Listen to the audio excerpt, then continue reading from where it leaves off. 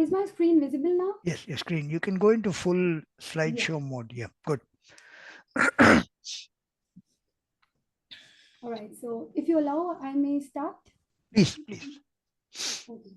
So a very good evening to all of you. Ma'am, if And you could do something about your audio, it's a little low on mine, but I don't know whether it's the same for others. Is there any way that you can boost up the audio a little bit, please? okay, should I go a little louder? Now is that okay? Yeah, I think that is it. Okay. That's it. Okay, I'll do that. So this is a little brief about myself, and I'm the Bihar's first certified vestibular physical therapist. And there are a lot of physiotherapy work that we do here. And vestibular is one area which I really, that's my newly found love, and I'm really loving it more than anything. So quickly moving on to, so we are here to discuss about the case of refractive vertigo. So a 40 years old female, she came to us with the diagnosis of refractive vertigo. So she had this, actually she's been suffering from this from past 15 years. And this is her latest prescription because she had an attack in January. She reported to us in February. So this is all sort of places that she is being running on to for her relief of symptoms. And when we first saw her, she came like wearing a soft collar, bag full of reports, diagnosis, and very apprehensive, full of anxiety, and not ready to move at all, not letting us touch. So, this is just a pictorial representation of how we saw her. So, as per the protocol that we follow in our center, first we went for her history taking, which comprised of that since how long is she suffering from it, the duration of episode, which was few seconds, and it has been persisting since months with acute exacerbation of symptoms, and it was spinning kind of sensation. She did have a lot of postural imbalances, and usual triggers for her was changing sides or getting up from the bed or doing any kind of household chore.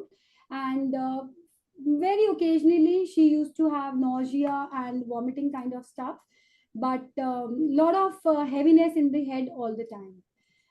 And then we did our gold standard bed test using M glasses, head impulse test, positional maneuvers, and Romberg test, and specifically, I would say, many other comprehensive balance assessments. And then it was like checking her oculomotor system for the static function and for the dynamic function. Then it was to differentiate between her brainstem lesions or cerebellar signs from other vestibular signs and the usual laboratory tests. So she went through all these examinations, and this is how she came to us. So, just a small point here. Yes, Darshit, would you prefer we interrupt you with questions, or do you want to float till the end and then of the clinical presentation and then we talk? Your call. as you say, even in between would be more No, interactive. it's your call. I mean, I'd. I'm okay. I'm okay in between also Okay, because just we go carry on back well. to the previous slide. Yeah. Yes, sir. Yeah. So, just expand what you mean by M glasses. And glasses are a Michael glasses, which we just put it on the patient's face, and then we just make the movement and see if there is a kind of spontaneous nystagmus that is visible. We don't want them to fix it to any object. So, do you use a Frenzel glass or just a magnifying glass? What do you use? No, they are the Michael glasses by Michael Stroop. Okay. What could you tell us something about that? I'm unaware, to be very honest. Oh, I'm so sorry. I wish I would have carried that. It's in the clinic right now. They are kind of a refractory glass, like the eyes tend to look big, and it is just one pin here and two lenses here. Okay, Okay. so they don't let the patient fixate at any point, and then when we move them, we are able to see the eye much better form. Like the eyeballs, the pupils, they tend to look bigger and clearer.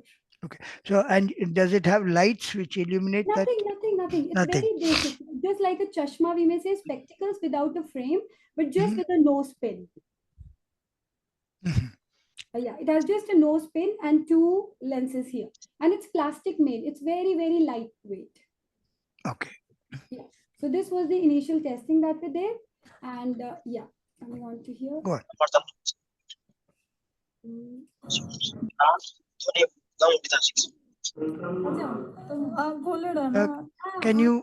Can you just? Oh, sorry. Go on. Yeah. Go on. Go on. Go on. Sorry. Go on, please.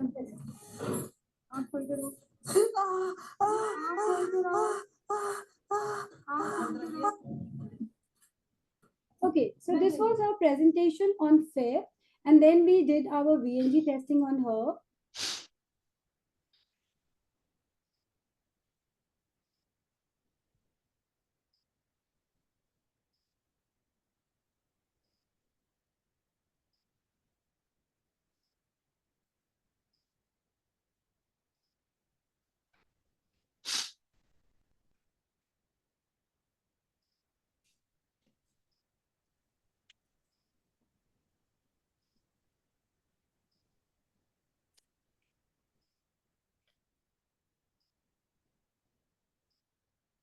So we can appreciate the nystagmus now.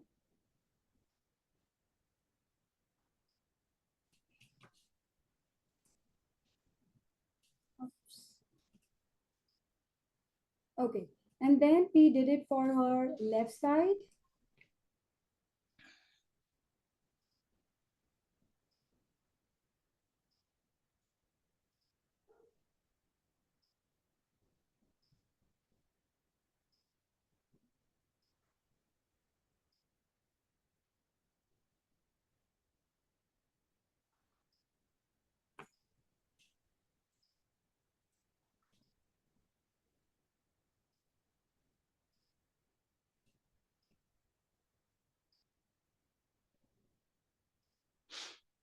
Yeah, we can appreciate that now.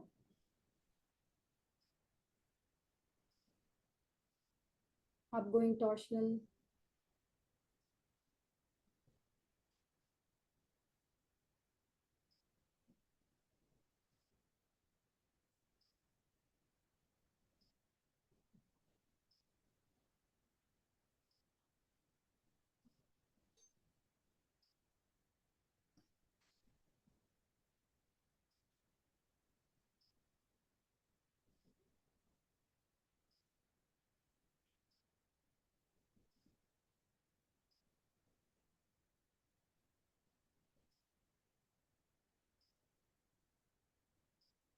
And let me emphasize at this point that doing VNG on her was really, really a tough task for our team because all the time she had a lot of anxiety issues. She was so scared. And obviously, as we can see in her reports, we had to undertake a lot of time calibration because she was removing the glasses off and on. And but somehow at the end of it, we could get it through. Okay, now this is another interesting aspect. We are lucky to have Postura by Cyclops, which is actually a balance testing machine. So now Romberg definitely first when the patient comes, we do it clinically, but then we have been doing it digitally to understand how the patient's balance is, how their proprioceptive sense or somatosensory system is working. So there are a couple of tests under this system like body sway, fall risk, and then we have this modified MCT, SIB, rhythmic weight shift, Romberg, and unilateral stance. So all these parameters came quite affected in her case. And then we have another testing method where we check the anterior posterior balance, we check the sagittal balance, and then we check the overall global balance, which is just the combination of these two. And as you can see, this patient had a global balance of 8%, which actually corresponds to what she was saying, that she feels all the time that she is traveling in a train. She feels shaky all time. She's never confident that she is being in a stable position. So this was her overall performance. So I would really like to emphasize a little bit on Romberg because that is one test all of us rely on it. But when we do it digitally, there is Romberg's quotient analysis, which basically comprises of performance between eyes closed and eyes open on both firm and foam surfaces. So what we found in her that there was a noticeable sway in her when her eyes were closed compared to when they were open on a firm surface. So this suggests a reliance on vision for maintaining balance on a stable surface, and this could indicate disordered proprioception, which is masked by vision. So this was one thing that has to be taken note of. And another thing important was the challenges were also evident on the lack of stable surface. When we put her on the foam surface, then also we saw that she was not able to balance herself. So I feel when we do Romberg's digitally, it is able to give us more detailed information about the patient's proprioceptive senses and the somatosensory, which are again a part of our vestibular rehabilitation system. Then finally, when we got all these reports together, it was time to categorize her. Ki what are we going to treat her with? So definitely, she was a case of vestibular disorder, peripheral, and she had a lot of in non-vestibular category. I will put lot of anxiety issues, for which we had two parameters that we added. One was medication, and she was put on only anti-anxiety medication, a very short dose by our neurophysician, and then she was referred to us for vestibular rehabilitation.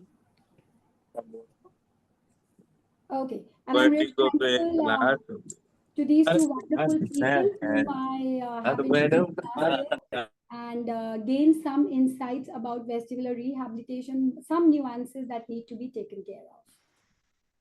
So now the summary of findings before we move on to the treatment are: she had a spinning kind of chakkar with acute episodes, no nausea or vomiting currently, and chakkar lasts for a few seconds and often occurring while turning head in bed. And there was a constant feeling of shaking as if traveling in train and ghabrahat all the time. Positioning maneuvers were indicative of posterior semicircular canal BPPV. And as Michael Stroop says, like BPPV needs to be replaced by triple PV, which is persistent paroxysmal positional vertigo. And VNG was indicative of sub abnormalities in smooth pursuit, especially in vertical direction. It had lower gain values. Optokinetic had good gain. There was no significant nystagmus in dark or high frequency head shake or hyperventilation. Gaze testing in different direction did not provoke any nystagmus. Dick Halpi did clearly provoke nystagmus as recorded by the report. And physical examination noted a right-sided Unterberger test and abnormal cervical position sense testing. And overall balance assessment also showed impairment in all the tests. So differentially, we considered it to be bilateral posterior semicircular canal, BPPV, with left more affected than right, and maybe a component of left horizontal canal, and definitely a lot of anxiety issues which needed to be addressed. So now, then we started off with the treatment, and this was her state on 11th February. Sri Ram, Jai Sri Ram, Jai Ganga Maiya. Jai Sri Ram, Jai Sri Ram, Jai Sri Ram, Jai Sri Ram, Jai Sri Ram, Jai Sri Ram. Thank God it's geotropic. नीचे की तरफ जा रहा है. Jai Sri Ram, Jai Sri Ram, Jai Sri Ram, Jai Sri Ram. Pause. जय श्री राम जय श्री राम जय श्री राम बस बस बस बस इस तरह तीव्र है बस बस बस हो गया जय श्री राम जय श्री राम जय श्री राम जय श्री राम जय श्री राम जय श्री राम जय श्री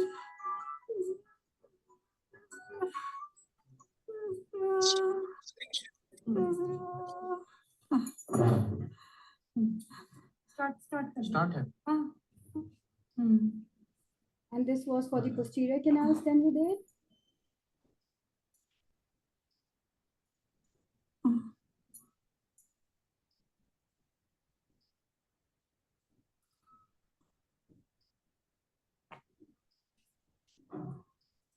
Pause. अंकल को लेकर तो रुका आराम से अंकल. मोबिलाइजेशन हाँ मोबिलाइजेशन ये तो बहुत ही हल्का है. So now the challenge before us, like fifth she came, we corrected her for posterior canal. Now it was for the lateral canal. So we started with this is just on 5th, we started with the posterior canal. Then on 11th, we took the lateral canal. Then 12th, again the right posterior canal. Then 13th, left canal. So basically, we kept on changing as and when what symptoms she was showing on daily basis. So just for those who don't know, this is Simone plus maneuver for the left side that she did on the first day. The edge of the bed, head 60 degrees below horizontal. Stay there. Earlier we had been doing applies, but now I feel this is more comfortable. This is more easy to teach the patient, and the results are better. Somehow I feel. After dizziness has subsided, and then sit up slowly. Hopefully you found this helpful. Feel free to ask questions. So this we did it on the first day, and then on 11th February, as I mentioned, we did the Buffoni for the left ear.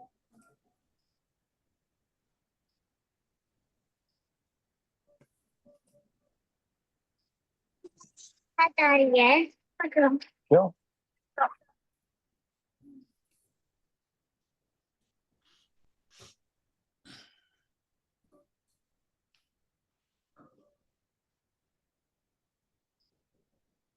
And as you see now, the patient has become more tolerant towards the maneuver.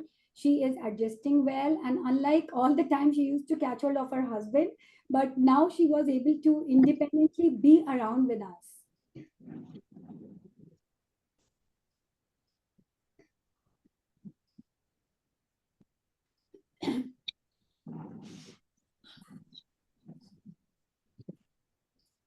All right. So next, post repositioning, these were the results that we saw.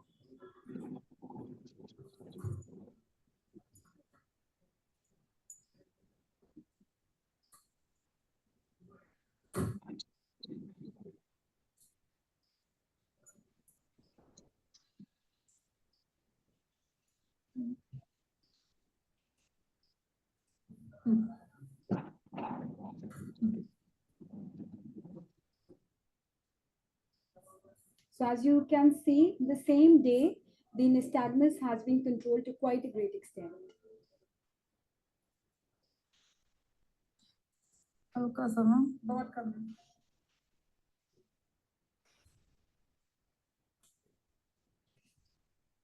All right, so again on 12th, we did the right Simon plus maneuver as I showed 45 you. degrees to the left.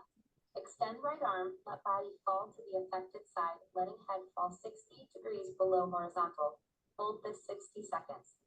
Quickly move to the non-affected side, keeping your head down for an additional 60 seconds.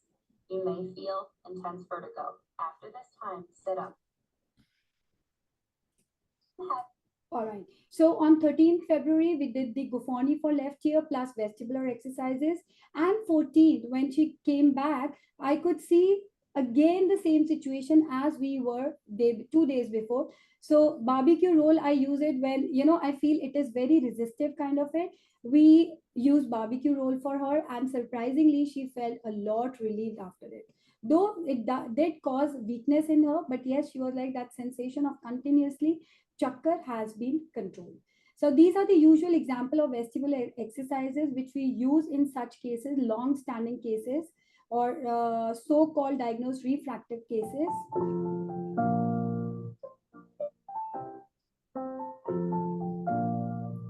The patient has to focus on one of the flower, and then we keep moving it.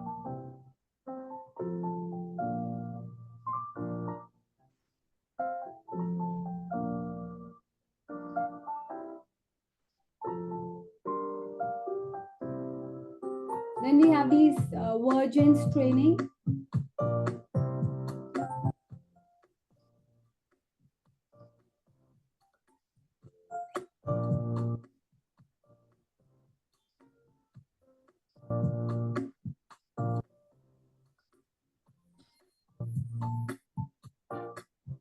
And then we measure the focus distance.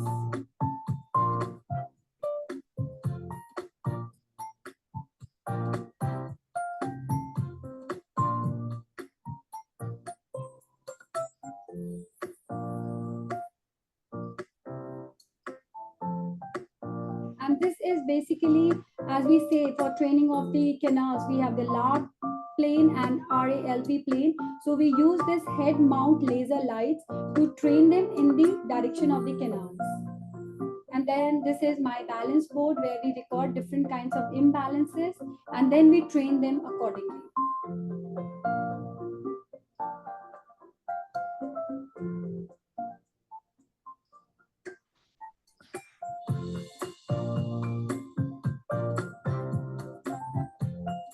This is a global balance where we have to get our AP planes and the sagittal planes all together.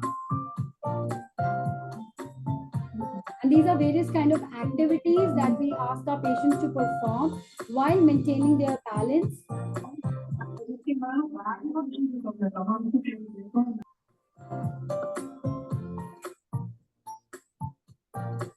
Tracking a moving object, swaying your body under your control. And then we have a lot of virtual reality based games also, which we give it to patient.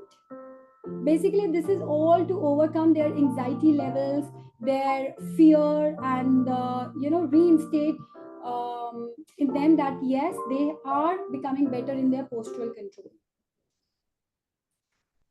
And then we have methods to train for optokinetic, we have methods to train for saccades, for smooth pursuits, and dual task performance also. And we did use couple of them for her.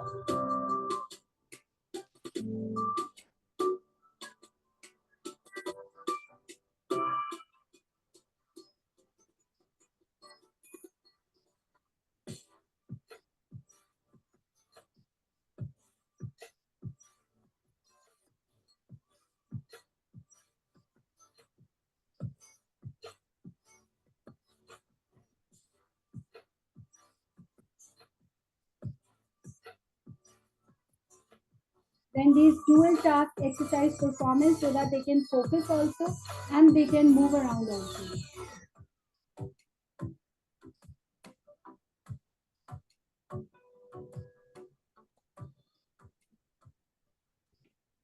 And apart from this, we did ask her to perform blaze pod exercises, which is basically tapping onto the highlighted pod, and so that they can just navigate around the space and keep moving their head.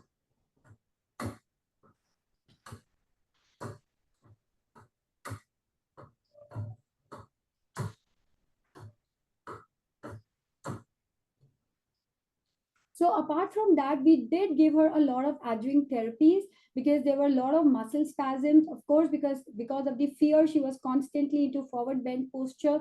There was heaviness in head. All her muscles in the posterior column, they were all tight. We did that, and luckily, in our center, we have the method to measure the amount of stress to various HRV testing, to various stress testing, and we gave her cranial electrical stimulation to bring down her anxiety levels, along with the other therapeutic modalities. So another thing that needs a little bit of attention is when we are training for balance and coordination in this particular case, where our Romberg for both the foam surfaces and the firm surfaces were out of the normal range. So we had to focus on the proprioceptive balance, which was joint position sense, body awareness, and we gave them Boshu balance, we gave them pods, single leg stance, perturbation training, trampoline training, etc. But when it comes to sensory system, then we have to use foam of different densities, different surfaces, and we have to really challenge with the dual task, with vibration therapy, because along with our cranial electrical stimulation, we do use the vibration sensation so as to make it a comprehensive learning pattern for the affected brain. And then patient was discharged after 10 days of vestibular rehabilitation. She was able to walk independently, turn sides in the bed, prepare food, and do her personal daily chores, and that too without any medication. However, 1 month later, on 10th March, she had an acute attack while changing sides in bed, and it felt like that she is being lifted up from the bed. The only complaint that she came up was कि मुझे लग रहा है मेरा bed समेत मैं ऊपर उठ रही हूँ. So again, we performed test on her.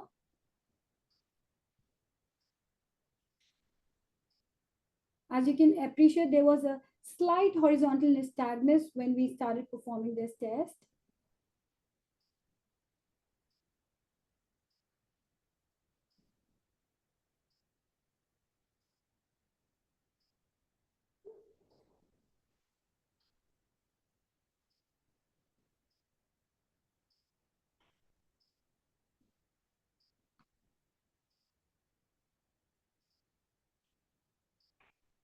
You can see that now.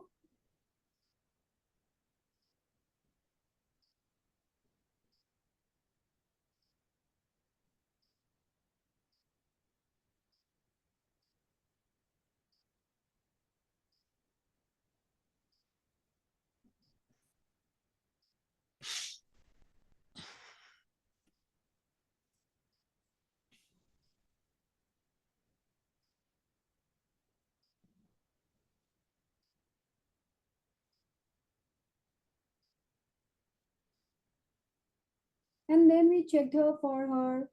So what needs to be noted here is the horizontal nystagmus at the beginning when we were doing the Dick Halpike test. And then we did it for the left side.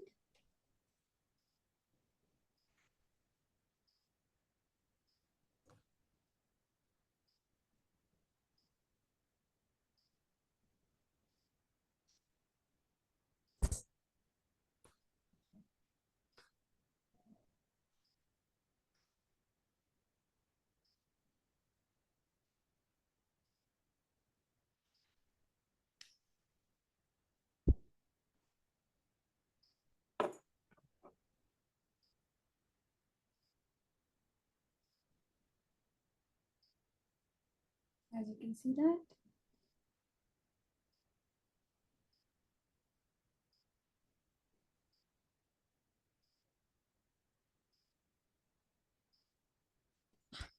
Yeah. So again, we head roll test.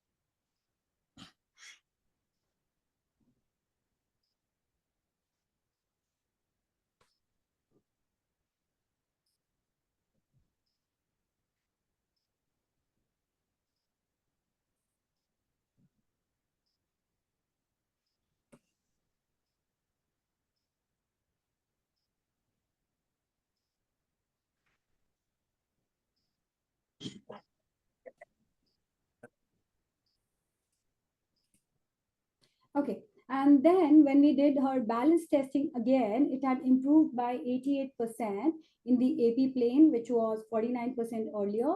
This had come down to 100%, and her global balance had improved by 34%.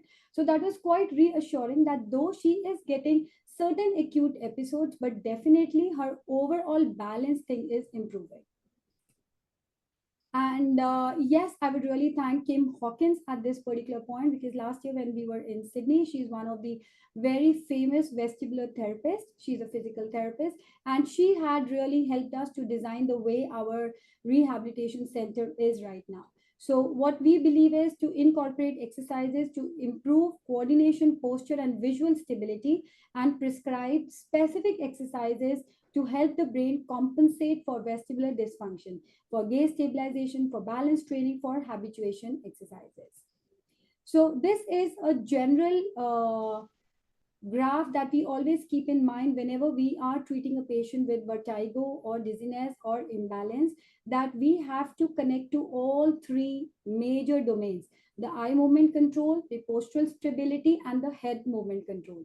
So whatever testing it takes place, the rehabilitation ultimately addresses all three systems as and when our patient is stable to take that up. And then education and self-management in such cases who've been diagnosed with refractory vertigo and they have been suffering for over years. It's very important to promote long-term self-care techniques and help them understand what triggers their condition, how to avoid it, and to help them do their exercises daily. So she has purchased forms of various density, the balancing disc also, and regularly she's performing exercise. I wouldn't say she's completely symptom free, but she's definitely so stable at the moment that she doesn't feel the need to come to the center and get the repositioning maneuvers. She's like, somehow she's exercising every day and symptoms seem to be coming down. And there is no acute feeling of that chucker in her.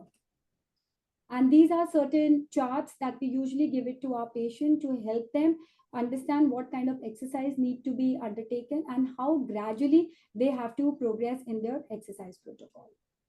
So, in nutshell, our main aim as a physical therapist is to promote an upright postural control, which requires the collaboration of my visual system, the somatosensory system, and vestibular system, and to train it and integrate it so that the central sensory integration happens and which results in my good postural control. And another, this thing is something important that we all need to consider, that persistent symptoms in BPPV diagnosis should not be overlooked. It can be because of wrong diagnosis. It can be because of central positional vertigo or nystagmus. It can be because of not successfully or completely treated. It can be because of post repositioning otolith dizziness or transition from one canal to the others. Recurrent BPPV is 50% prevalent, or it can be secondary to functional dizziness and or any other additional disease. So if the symptoms are persisting, and we are doing our best, then again we have to look back that why these things are not happening the way we have planned. So as I showed in the first picture, that famous Odyssey hanging on a fig tree, we all need to give a fig tree to our patients onto which they can hang on and get all the three systems right to get finally their upright postural control. So to conclude, there is a hope for improvement with tailor-made approach.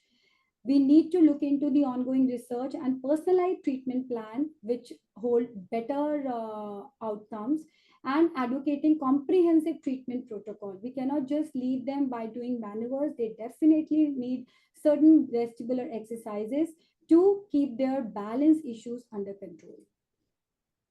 Nevertheless, I really want to thank the Cyclops team. They have been played a very, very important role in our journey. And we are proud that our center here, Neurovihar in Patna, is one of the first center in Bihar that is providing complete comprehensive care for dizziness, vertigo, rehabilitation. Okay, so thank you, Darshpreet. I think you've taken us through a very exhaustive journey, not only your case, but also the basics of rehabilitation. And stick around. We hope to expand on that in the limited time available. So let me start with a question which I'll pass to both of y'all.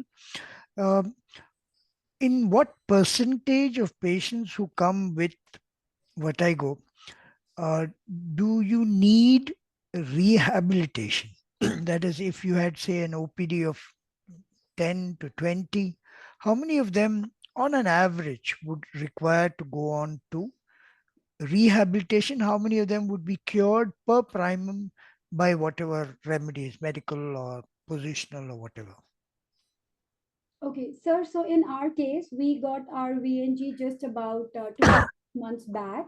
And till today, like I made about 75th report today. And in our experience so far, all the patients who are coming to us, first of all, rehabilitation is not the first line of choice. I don't know why is it, why the physicians or other No, surgeons, so I'm just asking in general. Give me an idea of the 100%, patients who come. 100%. Now, 100%. the same question, if I were to ask Dr. Girish, what do you think? No, my take is this, by and large, all peripheral vertigos can be completely cured because there are existing maneuvers which can be applied and done. Hardly any medication is required, and therefore they are curable. Now, if you look at vestibular neuritis as well as a peripheral cause for vertigo, that also immensely treatable condition where pharmacotherapy is probably the way to do it. And for all other postural peripheral vertigos, it is basically a maneuvers which do. Now, I am not at all sure about the central vertigos because most of them, according to me, falls into the category Dr. Darshi had said as persistent vertigos. Now, we have entities like postural persistent vertigos, which are not very clearly defined. If I'll be grateful if Dr. Kaur can actually tell us among the central vertigo, which are the ones which can be actually be rehabilitated completely. I'm not really looking at the peripheral part, which I'm fairly sure that we can rehabilitate without medications or with medication. But central vertigos, neurogenerative disorders for that matter, Can there be a complete cure or rehabilitation? Can it completely take them off? Ma'am, it's yours. Yeah, so currently that what we are seeing in central, which are referred to me, are basically post head trauma. So they are, I would say, quite resistive. They are taking a lot of time. There is a set of medications going on for them, but definitely vestibular rehab is helping them, because post trauma they just don't want to move. They just don't want to move. So like by doing these maneuvers, by giving them reassurance, within 3 or 4 days at least we are able to make them sit. Because I have a very limited experience of just 75 patients, and I would put them 10 would be post head injury.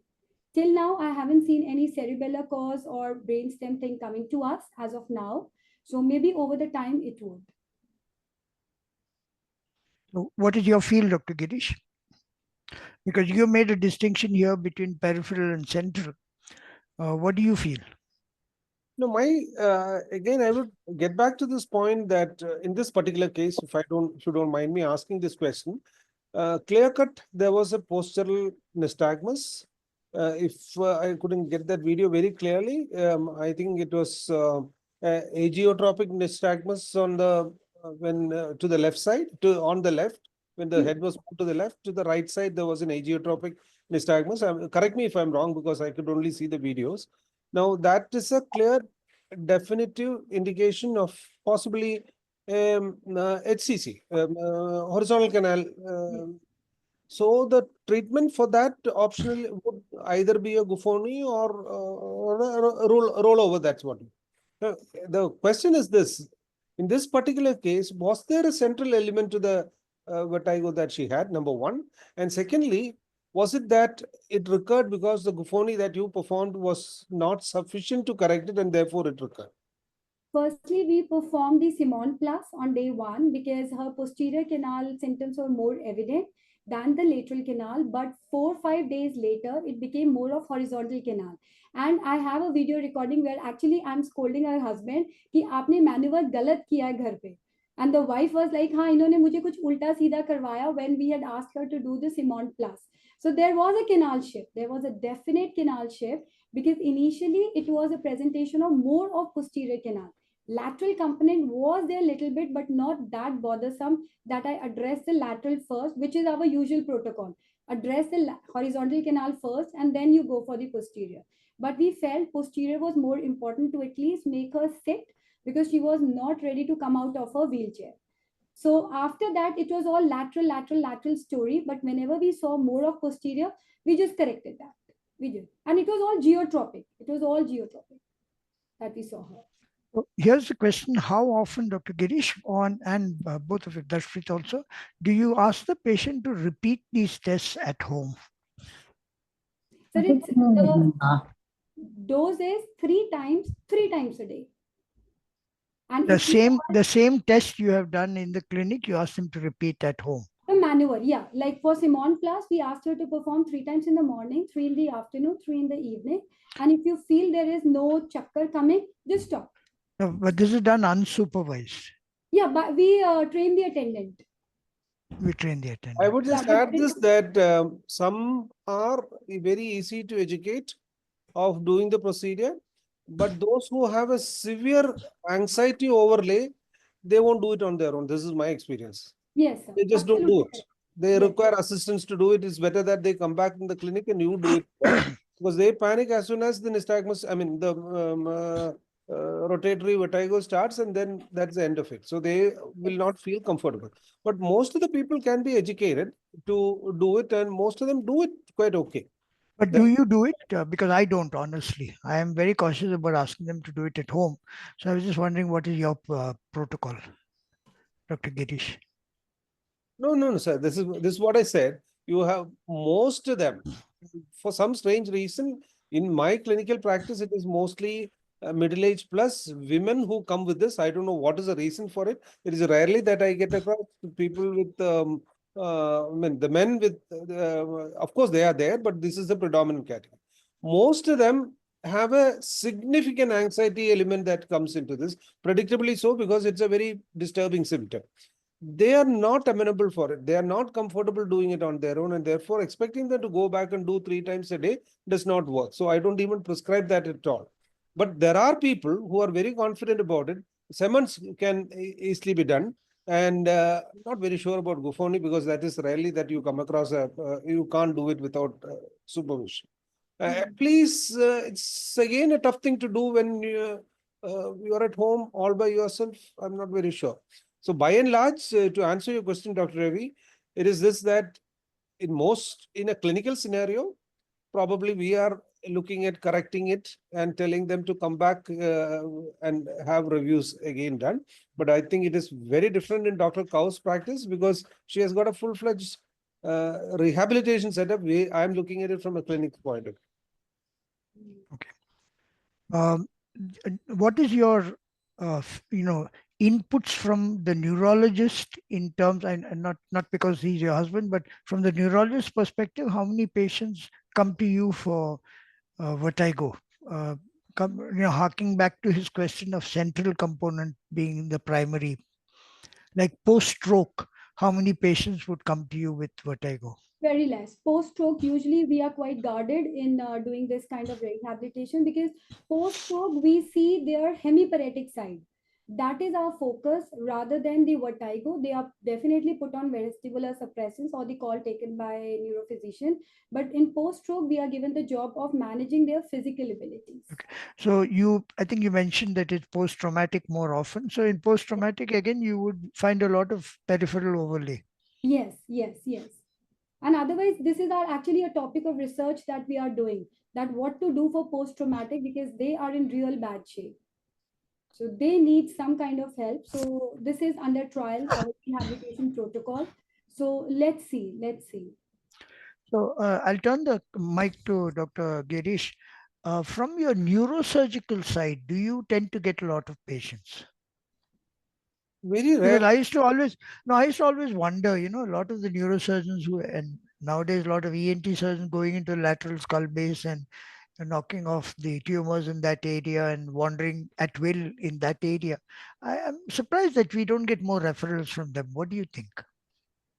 Well, in the good old days when we used to do vestibular schwannoma lateral skull base, used to be the time when they used to be referred for a hearing loss. We work up and find the tumor.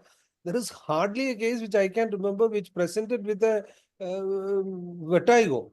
It's quite possible, they say, because vestibular cochlear nerve, when there is a sudden vasospasm of the nerve, it can, because of the tumor, it can cause an acute illness, but that's a very, very small presentation among the No, whole. but what about post-surgical? I mean, I'm expressing my sort of surprise that we don't get more referrals from them We for don't. this. We don't. Honestly, we Why don't. is that? I mean, that's confusing me. Darshpreet, what do you think?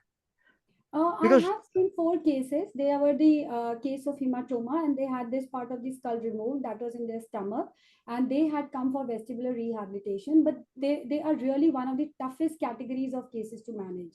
Despite taking them for 10 days or 15 days, like unless that thing gets back, the head recovers and all.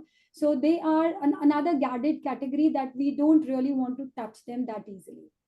We are like let them rest because it takes about 3 to 6 months case by case to get the corrective surgery back, and yes, we are quite guarded on touching them. We are quite guarded on that. yeah, so because I was pressing people to start actively canvassing neurosurgeons, maybe going out and conducting, questionnaires to the patient, trying to find out what is the true vertigo instance following lateral skull base. I think I'm convinced it should be more.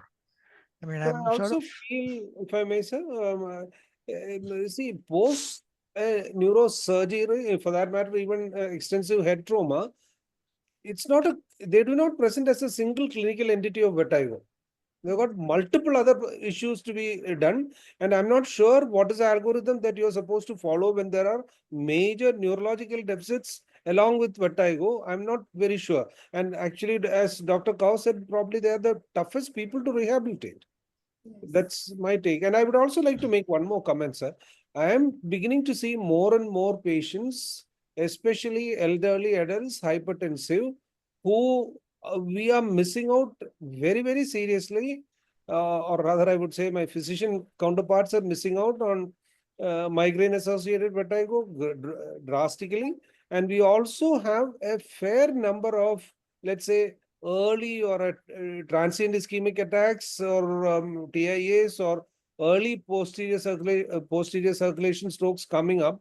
And I feel the more and more I'm beginning to look at it, central vertigo, there is a huge preventive role that vestibular rehabilitationists and vestibular consultants can actually do it.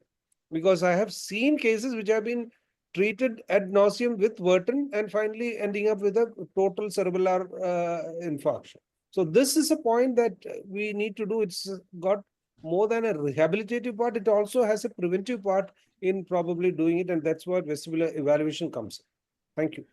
And So I I would like to add here very interesting case. Like in these 2 months, we have seen 5 cases of maturation syncope. Now they are very interesting case. They are that's why history makes it all important. They were having maturation syncope, and typical history was when they wake up at night, they go to the washroom, they feel chakkar, and there is a loss of consciousness while voiding in between. So that was so interesting, and that's what our neurophysician called up. Now, how do you diagnose that? We were like, is it vertigo? No, it's typical case of maturation syncope. That's why we all these cases where we feel there is a central component or something, we do check for their syncope. We do measure their BP at different levels, at supine position or standing, immediate standing, 3 minutes, 5 minutes, that typical protocol. So that's another very interesting entity, and that too in males we have seen, and all age groups. And when I'm talking like we've seen 20 years boy also, and we've seen an elderly as old as 75, and they were all on Vertin. So I think I'm already getting some take-home points from this wonderful discussion. Number one, that we should be more aware of these problems. Number two, we should be able to rely less on medications when we don't understand, and more on investigations, and keep a high index of suspicion. Number three, do not treat vertigo alone. Look at vertigo and balance. You can correct me if you feel I'm wrong. Number four, uh, important not to finish the treatment when he leaves the OPD, but continue the treatment in some form when he goes home, and ensure a follow-up. Be aware that multi-canal problems do occur. So it often moves from one canal to the other while treating, or it could be multi-canal to start with. And number four, that we need to start improving our interactions with the neurosurgeon, neurologist, because there are a lot of conditions which mimic vertigo, which is what you alluded to just now. So I think these are take homes which have come through already. Maybe in the remaining time we would try to pick out more take homes, because that would be the purpose of this thing. How important do you feel a VNG is? And I'm not talking as a marketing perspective, but from a VNG perspective, how important do you feel? How has that helped your practice? It's a game changer. Yeah. Yeah, because I had ENG. I had been using ENG since last year, April, and before enrolling into this case. So there were a lot of, like, obviously, we don't have the videos of the eyes. And for me to detect, because now I'm also getting old, so my near vision is also affected. So some Don't say that. Don't say that. Because if you're old, I don't know what I'm going to call myself. So go on. so the problem is when I'm focusing on the patient without my spectacles, sometimes I'm not able to see that. So usually I make sure that my colleagues, they are making a video which I can see in my mobile later, and also I have my VNG ready. So I always try to correlate both of them, and with VNG things have become really, really much easier and reproducible. If I didn't have VNG, I would not have been able to put up this case and this wonderful discussion here. So it's definitely is a game changer. What do you feel, Dr. Girish? You see, as far as I'm concerned, eye or eye movements or nystagmus or for any conjugate, disconjugate movements of the eye is the gateway to peripheral vertigo. But I'm not very sure about how to interpret the multiple tests that we do to come to a definitive conclusion, let's say something like a multiple sclerosis or stuff like that. But peripheral vertigo, it is very clear-cut definition of the disease can be done with VNG, for no doubt about that. The only thing is that we used to do it without this earlier, But now we do it with this. It has made it much more specific. It gives you all the technical parameters that we could never measure at that point of time, and that makes the diagnosis much more perfect, I would say. Not very sure about its help in making a definitive diagnosis for a central or brain-related cause for vertigo. So maybe in brain related, it may not be a diagnostic, but it could definitely help the therapeutic journey. Yes, If not the VNG, at least your balance apparatus and those kind of things. All Yeah. the further gizmos in that space could actually help the therapeutic more than the uh, because I think a CT scan would help you localize quite effectively now, but it doesn't help the therapy. Yeah. So very you could go on with that. In So fact, for that's my head injury, I see the values. I compare for the left horizontal, right horizontal, because patient is not letting us touch. They have sutures, they have bleeds. So I'm like, okay, fine. If my VNG report is saying that this is more bad than that, then I try to give them for that particular canal only. yeah. No, I was referring to the balance. Uh, the disbalance which has been traditionally ignored. We consider everything as vertigo. We don't look at the balance aspect. Yes, the So I think Romberg, the that digital Romberg. I mean yeah, That I is mean also great. everything starts clinical and then goes into technical. So that's a point which is well taken. A follow-up question to both. In your experience, how often do you see diagnosis changing? I based this on a small mini study which I once did. Patients who came back after a long time, the physician diagnosed it something totally different from what it was initially diagnosed as. Is this your experience, or was that something I missed? Or I'm not talking only my cases; it was an institutional thing. So I had access to their initial diagnosis, and after a year, when they land up if they land up, I find that many times the diagnosis has changed. You know, what is diagnosed many years has now become something else, and vice versa. uh, may I? Yep. See, to me, treating menias or rather diagnosing menias is still a difficult thing. And there are very many times that I have goofed up in the early menias, which I either did not recognize or called it a probable menias and went on to treat with it. But at a later point of time, it turned out to be something. But menias, when it gets established with a significant hearing loss, then it becomes much Yeah, good. easier. But early stages, it is a tough call to do.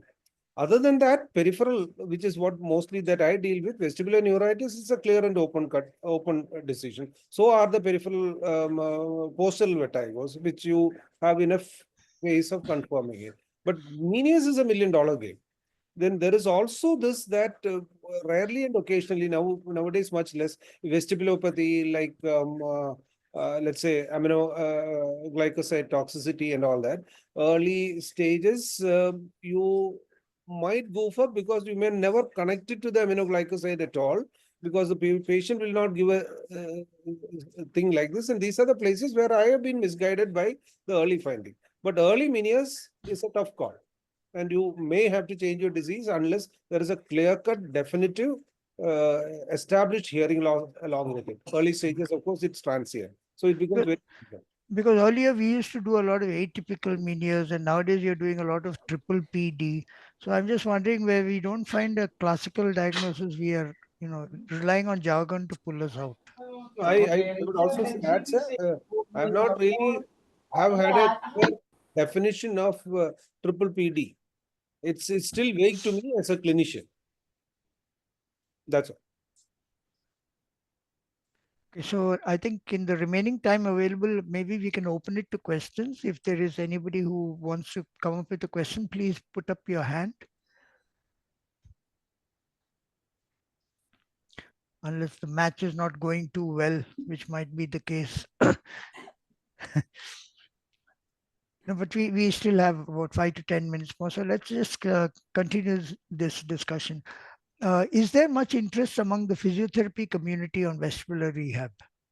Actually, frankly speaking, in Australia and US, it's dominated by physical therapists, and we Okay, call them as vestibular therapists.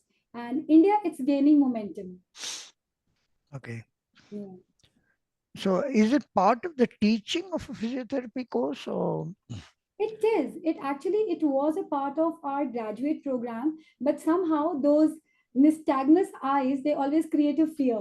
You know, if we manipulate something wrong might happen. But now after so many years, it looks like bread and butter. It looks much better. So are you also teaching a physiotherapy college? Are you a faculty out there? Or? Earlier I was, but when this started gaining up, but I definitely go out regularly for lectures, and I'm a life member of MS Society. So as sir just mentioned about multiple sclerosis, in December I had a talk on managing imbalance in them. So definitely a VNG in them, because the literature says they have a lot of smooth pursuit and saccadic problems because owing to problem in the brain stem and all. So that might help them, but there needs to be more awareness pan India level. More therapists should come forward to address this with MS patients and all.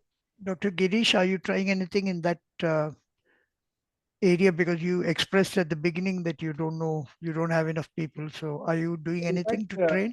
I'm struggling to find where can you train a physiotherapist who is interested to do vestibular therapy in Kerala. I can't find a place where it is, and I think I will have to probably ask Dr.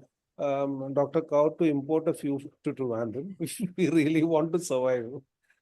We really do not have anyone who's there is a fairly good setup in the development child development centers, or we've got all kind of therapists, but it's very difficult. I've not been able to find it. So it is amateurs like me and audiologists doubling up as a and but you cannot really run a comprehensive program with that. I'm honestly struggling to do that.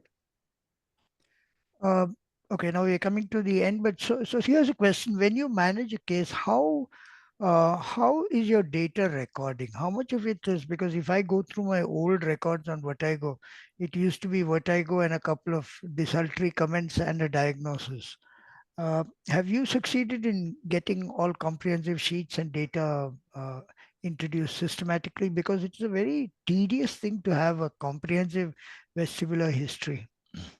Luckily, And as physiotherapists, I have a huge team of amazing people, and we have a comprehensive chart that we have. We even do dynamic gait index, and every patient has a proper file, rehabilitation file, in which we keep all the data. So, luckily, we are little good in data keeping. how about data in diagnostics, Dr. Girish? So we just started out with the cyclos machines, and it is fairly comprehensive in the sense that everything that is to be recorded, whether it is history or otherwise, it is all there. We not started compiling it as such because there is a digital data that is available, especially of the various parameters that are there. And of course, like Dr. Kaur said, we maintain a personal file, but the volumes are too less for me to comment at this particular point of time. Hopefully, we should be able to compile everything together and then start looking at it from uh, sort of to take it to some conclusion. Too little data right this point of time for me. Because I distinctly felt that though in the vertigo field we had forms and protocols, in the balance field we are not yet started documenting. So I was trying to get a balance, format to be entered, which is not only on the machine but also on the clinical assessment front, Correct, correct. because I think that would be a game changer. Because I think now, especially where I come from, we are working in this space. The moment you mention AI, if you mention AI without data, it's an oxymoron. You can't talk AI when you don't have data. I know, because I'm working in this bio innovation space. People come in, the first word they say is like when a child is born. When you ask what's your name, he'll say AI. That kind of things. It's gone to ridiculous extents, and everybody is relying on AI without even having any data to back them up. So, and there's big money. There's really big money, and people have stopped thinking, and they're handing over their brains to the AI. So I think we really need to get in on the act and start maintaining good records. I think that's a message which we should get across somehow, because it's going to impact us in the future. Comments, Dr. Girish? All said and done, I would say that a lot of diagnostic systems will be handed over to AI in a reasonable period of time. That is for sure. The simple fact that it can learn from the data that is being added to it is something which is near human. And lot of problems that it had earlier, I suppose, like what they used to call hallucination, that they used to make a story of their own, which is totally not based on it, is now slowly getting filtered out. So there is a fair chance that the entire protocols and to a large extent the diagnosis part of it may be AI driven, maybe in a decade's time. I'm not very talking specifically about the vestibular field, but this is heavily data driven. Vestibular diagnostics are data driven, that it becomes it will be very easy for AI to actually make a dent into. And I suppose nothing will replace the human touch of the physiotherapist. That can never happen. Unless you're coming out with some female looking bot or male looking bot which will do the trick fast. Dashpreet, are you working in that area? No, no, not at all. I'm happy with my hands. So I think we have come to the end of our hour, and I think I really must thank both of you all. It has been personally an eye opener. Very interesting case, a very interesting discussion, wealth of experience from both of you all. So I must thank you from both Cyclops and from my end. I thought it has been it's an hour well spent. So we can release the audience to go back to the cricket match if they're so interested. Thank you very much. Thank you very Thank you much. so much. Thank you, Good Doctor. night. Good night. Thank you, sir.